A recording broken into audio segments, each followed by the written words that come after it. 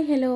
ഇന്നൊരു സോസേജിൻ്റെ റെസിപ്പിയാണ് കാണിക്കുന്നത്. നമുക്ക് പെട്ടെന്ന് ഉണ്ടാക്കിയെടുക്കാൻ പറ്റും. ഇപ്പോൾ രാവിലെ സ്കൂളിലേക്ക് ടിഫിനിലൊക്കെ കൊടുത്തു വിടാൻ പറ്റിയൊരു റെസിപ്പി കൂടിയാണ്. അപ്പോൾ നമുക്ക് റെസിപ്പി ഉണ്ടാക്കി തുടങ്ങാം. അപ്പോൾ അത് ഞാൻ കുറച്ച് സോസേജ് എടുത്തിട്ടുണ്ട്. അത് ഇതേപോലെ ചെറിയതായിട്ട് റൗണ്ട് ഷേപ്പിൽ കട്ട് ചെയ്തെടുക്കുക. ഇനി നെക്സ്റ്റ് ഇതൊന്ന് ഫ്രൈ ചെയ്തെടുക്കാനുള്ള പാൻ വെച്ചിട്ട് അതിലേക്ക് വെളിച്ചെണ്ണ ചേർത്ത് കൊടുക്കുക. നിങ്ങൾക്ക് വെളിച്ചെണ്ണ ഓയിലോ എന്താണെന്ന് വെച്ചാൽ ചേർത്ത് കൊടുക്കുക.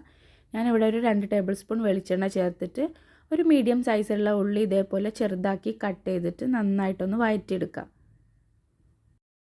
അപ്പോൾ ഇതാ ഉള്ളിയൊക്കെ ഒന്ന് ജസ്റ്റ് നന്നായിട്ടൊന്ന് വാടി കിട്ടിയിട്ടുണ്ടെങ്കിൽ ഇതിലേക്ക് ഇഞ്ചി വെളുത്തുള്ളി പേസ്റ്റ് ചേർത്ത് കൊടുക്കുക. അതും നന്നായിട്ടൊന്ന് വഴറ്റിയെടുക്കണം. അതിൻ്റെ ആ ഒരു പച്ചമണമൊക്കെ മാറണ രീതിയിൽ നന്നായിട്ടൊന്ന് വഴറ്റിയെടുക്കുക.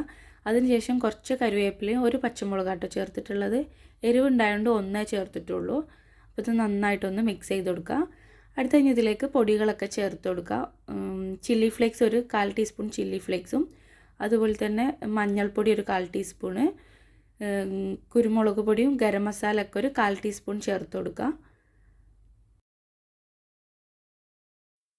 പിന്നെ ഇതിലേക്ക് ചേർക്കുന്നത് ഒരു 1/2 ടീസ്പൂണ് മല്ലിപ്പൊടി ചേർത്ത് കൊടുക്കുന്നുണ്ട്. പിന്നെ പാകത്തിന് ഉപ്പും ചേർത്ത് നന്നായിട്ട് ഇതൊന്ന് വഴറ്റിയെടുക്കുക.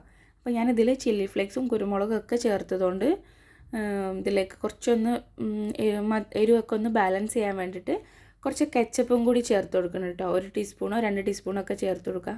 കാരണം ഇത് കുട്ടികൾക്ക് കൊടുക്കുന്നതായതുകൊണ്ട് കുറച്ചൊന്ന് സ്വീറ്റായിട്ട് നിന്നോട്ടെ വിചാരിച്ചിട്ട് അതൊന്ന് ആഡ് ചെയ്ത് കൊടുത്തിട്ട് ഇപ്പോൾ നിങ്ങൾക്ക് അത് ഇഷ്ടമുണ്ടെങ്കിൽ അത് ആഡ് ചെയ്ത് കൊടുക്കുക. ഞാനിപ്പോൾ ഇവിടെ കുറച്ച് ആഡ് ചെയ്തിട്ടുണ്ട്.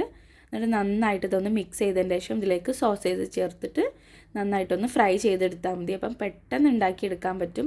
രാവിലെ ഈസി ആയിട്ട് ഉണ്ടാക്കിയെടുക്കാൻ പറ്റിയൊരു റെസിപ്പിയാണ്. ചപ്പാത്തിൻ്റെ കൂടെ ചോറിൻ്റെ കൂടെ വെച്ച് കൊടുക്കുക. അതുപോലെ തന്നെ ദോശ എല്ലാത്തിൻ്റെ കൂടെ ഇത് നമുക്ക് കഴിക്കാൻ പറ്റും. കുട്ടികൾക്ക് ഇതെന്തായാലും ഇഷ്ടപ്പെടും. അപ്പോൾ നിങ്ങളിതൊന്ന് ട്രൈ ചെയ്ത് നോക്കുക. ഇഷ്ടമായാൽ ലൈക്ക് ചെയ്യാനും ഷെയർ ചെയ്യാനും മറക്കരുത്. Okay, by.